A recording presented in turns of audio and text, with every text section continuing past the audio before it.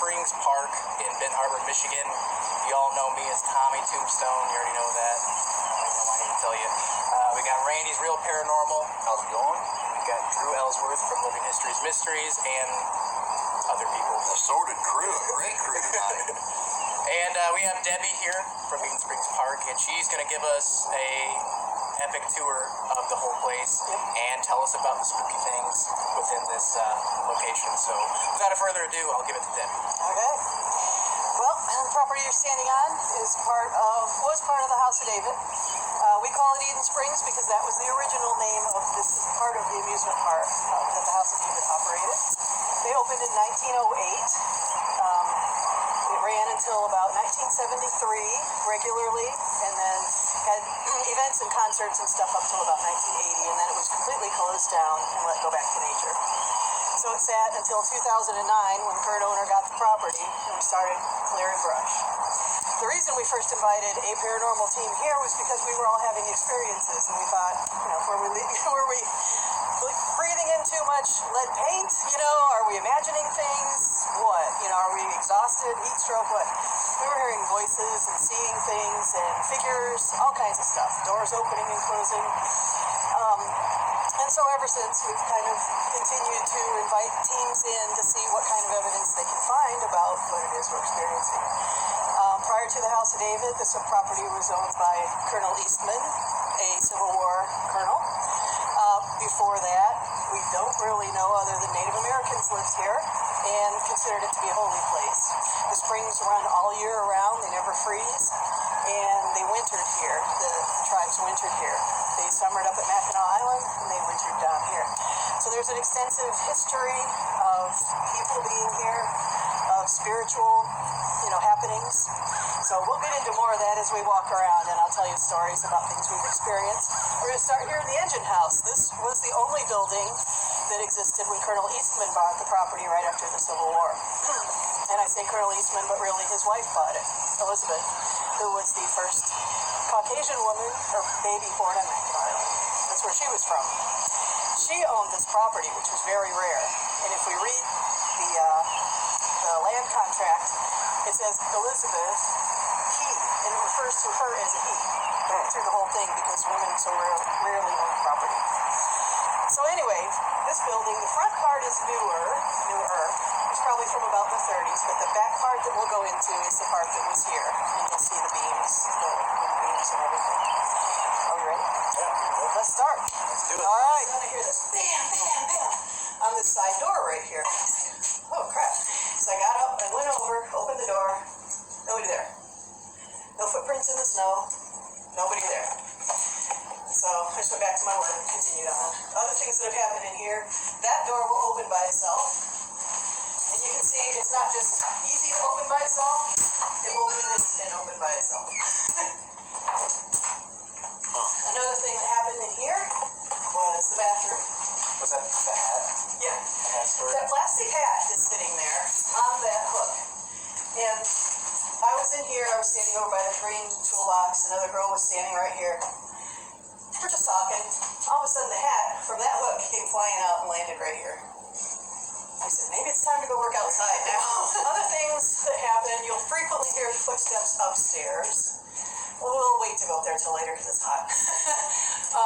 But we will frequently hear footsteps upstairs, doors opening and closing, lights that when Phil saw the light in the hallway. Shout out to Heart City Paranormal. Yes, Heart City Paranormal. And Bruce, the guy that you talked to before, he's a volunteer that comes up once a year from Tennessee. He was down here working just a few weeks ago, and he heard somebody walking around up there. He texted me. I showed you the text. I was at work. And I said, go see who it is. Go see if there's somebody out there. And he said they started to come down the stairs, and he went over to look, and they were gone. David bought, that they opened the park with. It's a modified Cagney coal-powered steam engine. Cagney engines were made in Niagara Falls, New York. There were 22 of them that ran at the St. Louis World's Fair in 1904. After the World's Fair, they were all sold off to different other parks. This one was bought and brought here. And like I said, they opened the park with it, and then they bought two that were in the original condition. We've got two other ones here that were not theirs. One came from Coney Island, and the other one has a questionable, other than it was in St. Louis, we don't know where it went until it came here. So this is original. It's got good horsepower. I've driven it. It runs. We don't have it certified yet for this summer, but we will.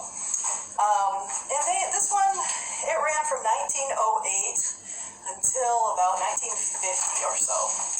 So that's a lot of miles on these little trains. My grandpa said after the end of the season every year they had to return the wheels because they would get so worn from going around and carrying so many people. They would carry about 5 coaches full of people, 4 seats apiece, so that's quite a few people. That's an original style whistle they just found and put on it. Yes? Does it run on coal or water? Coal, and then there's a tender that goes behind it that's full of water. Yeah, sorry. And the water, it feeds the water through pipes, through little hoses that go in, and there's a coal fire in the bottom right about here. And then it heats the water up, makes steam, and that's what makes the pistons turn in the train. So yeah, little tiny pieces of coal. We'll show you in the back. So yeah, let's go in the back. You can see the other trains that we have. I've never seen one of those REM pods go off, ever. We had number 7 sitting right here. That's its tender over there. We had number 7 sitting here one time when another team was here. And we were sitting over here talking, and it went off when we asked, can you show us a sign of your presence? And the thing actually went off. Another time, it was evening. Everybody else had left. My brother was here. I was going to make sure all the doors were locked and turn off the lights. And I walked up right next to that orange coach right there. And I'm looking down because there's so many things to trip on. So I always walk looking down in here, and I saw feet, like with leather shoes on and dark pants. And I know my brother was wearing tennis shoes and blue jeans, and I'm like, oh gosh, who's in here with me? And so I look up, and he disappeared right after his knees. And up in this loft area, I don't know, nothing moved, but like you can see shadows moving up in there. What else? That's all I can think of right down here. That's probably good. I think there'd be a lot of crazy. Oh yeah, there's more. Let's go outside. We were decorating, ready for Halloween? Yep. Kind of stuff. Okay, so we do rides at Halloween and Christmas. The 3 weekends prior to Halloween and the 3 weekends prior to Christmas, we run at night.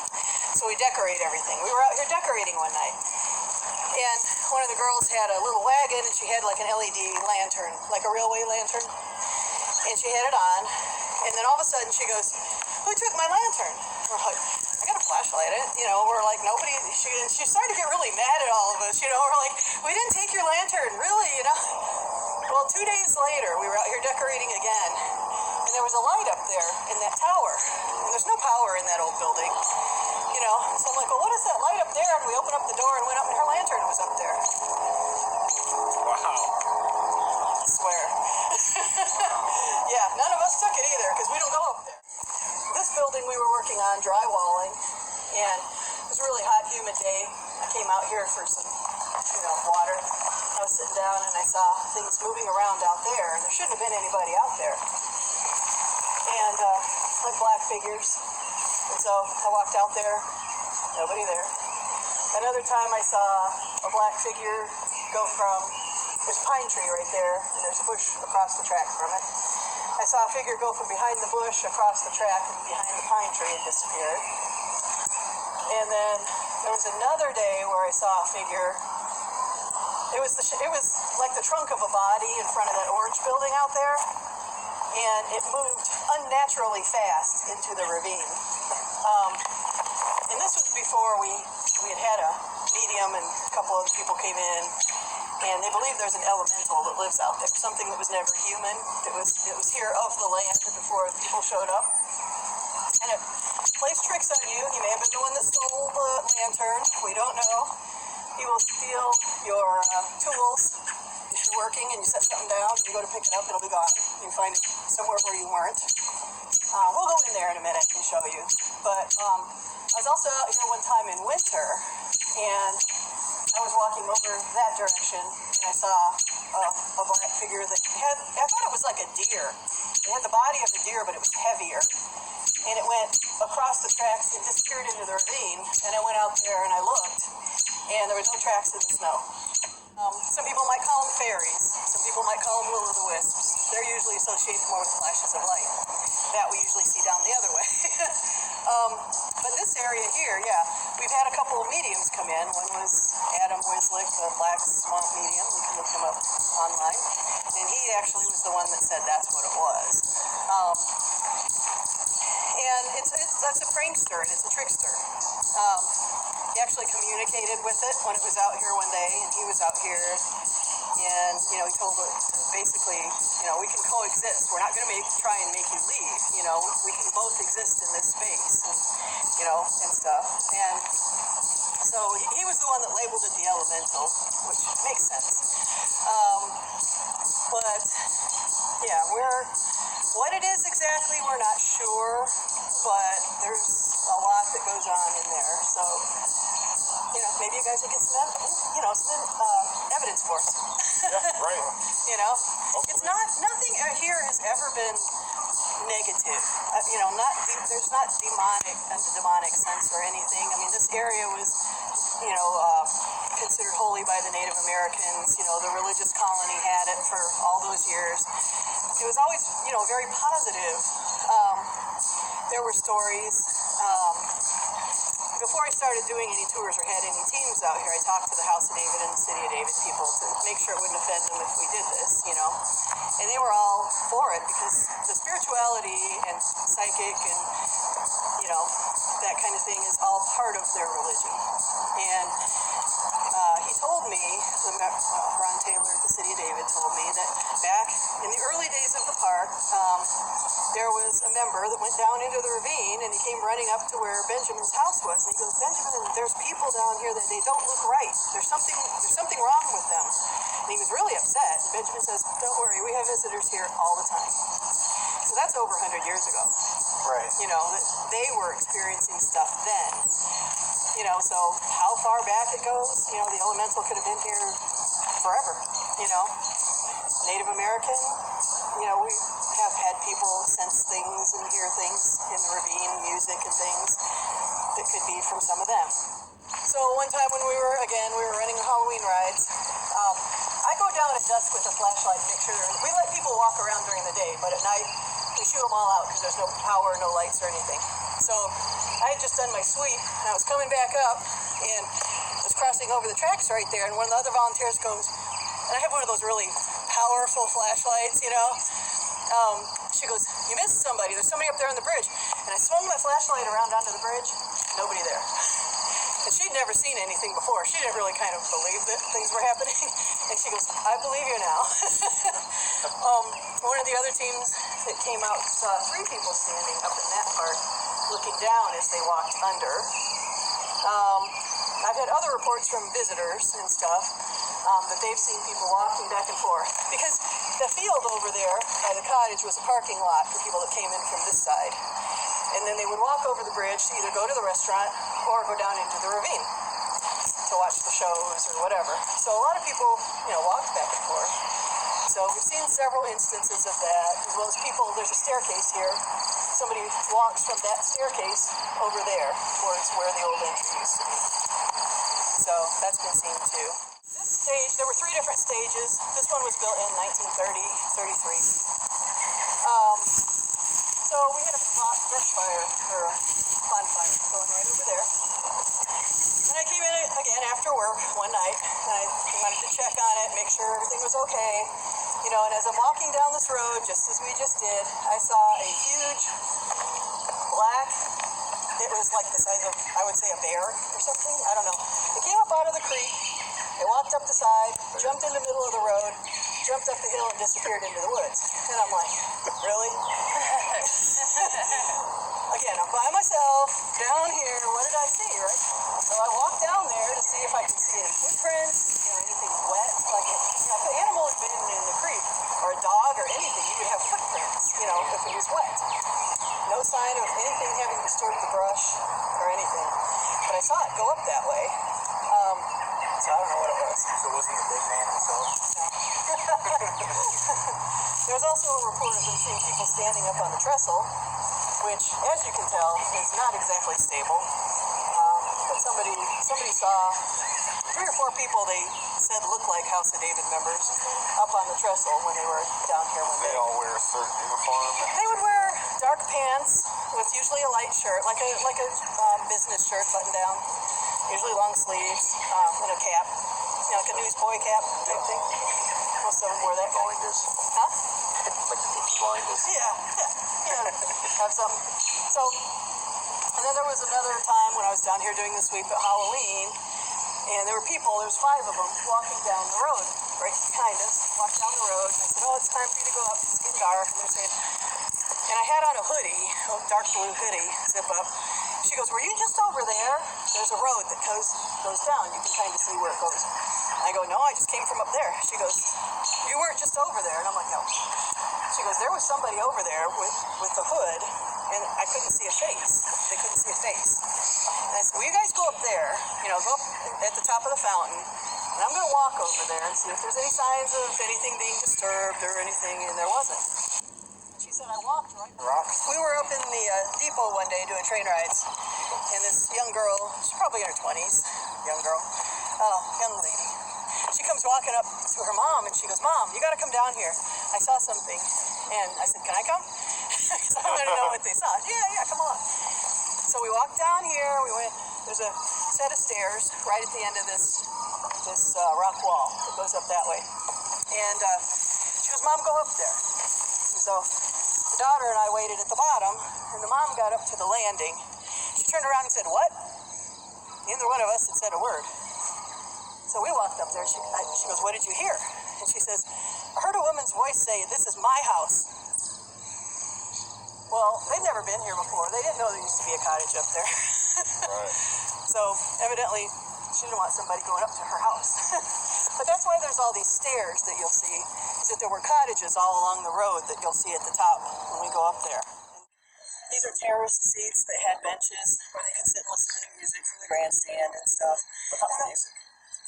Jazz in the early days, yeah. And then it changed to the big bands. Now the last ones were Blood, Sweat, and Tears played here back in the 70s, I think it was, Sarah. She always felt bad about how the Native American remains that they found when they were excavating up creek were not treated with respect. And she used to come every year, and she would make an offering of tobacco and an apology and say, we're sorry.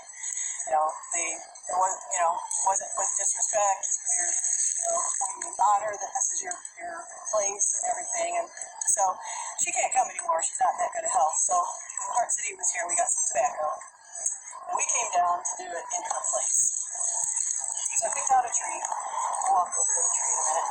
And they had one of those millimeters. It's called a millimeter. Yeah. And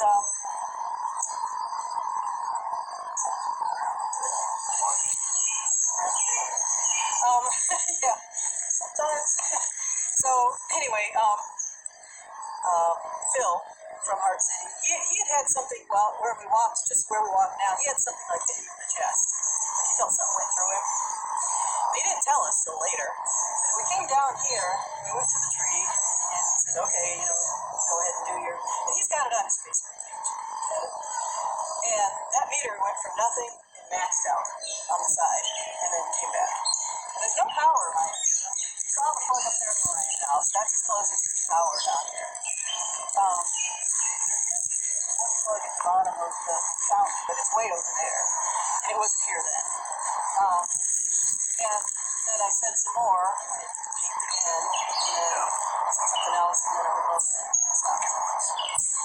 So something was down here acknowledging that we were apologizing. Surely with respect. And it's right over here.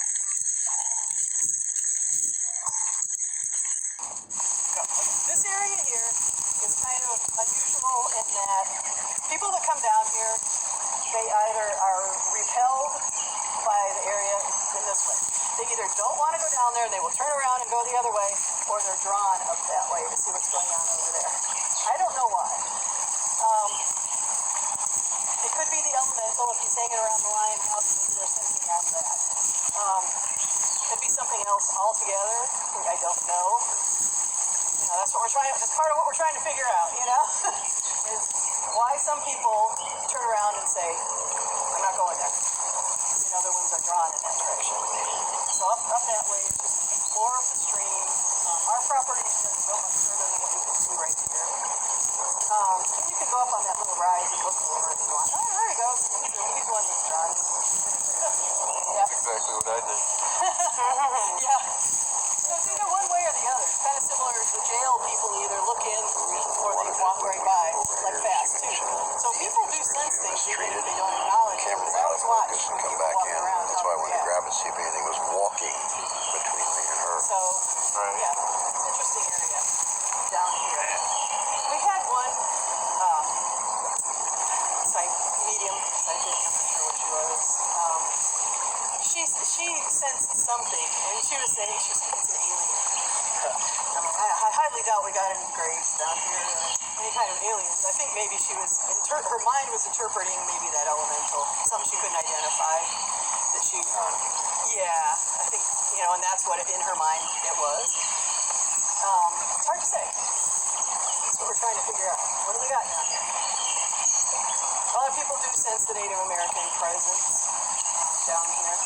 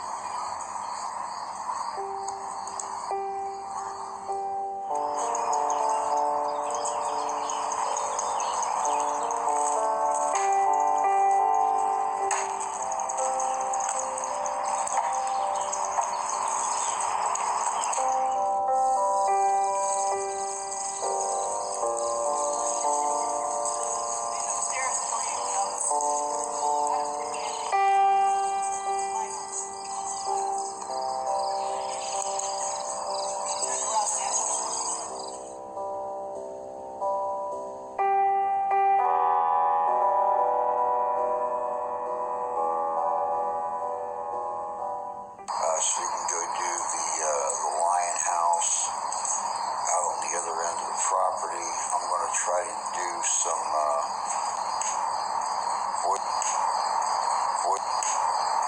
voice recording, see what we can come up with here. Have you lived here over 100 years? No. Have you lived here over 200 years?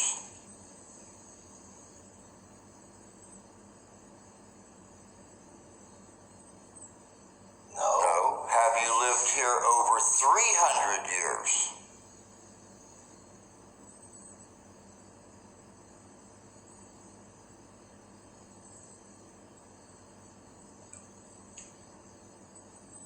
No. Have you lived here over 500 years?